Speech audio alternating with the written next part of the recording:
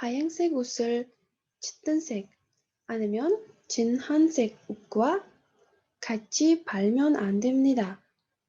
Oq kiyimlarni to'q kiyimlar bilan birga yuvib bo'lmaydi. Bu so'zlarni ham yozib, yodlab olishingiz kerak bo'ladi.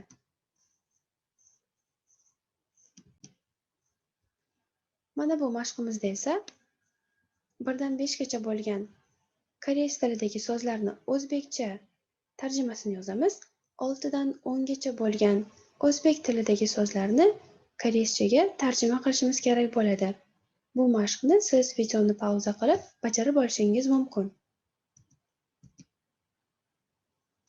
Navbatdagi mashqimizda gaplarni o'qiysiz va A yoki B variantdan birini, ya'ni mosini qo'yib yozishingiz kerak bo'ladi.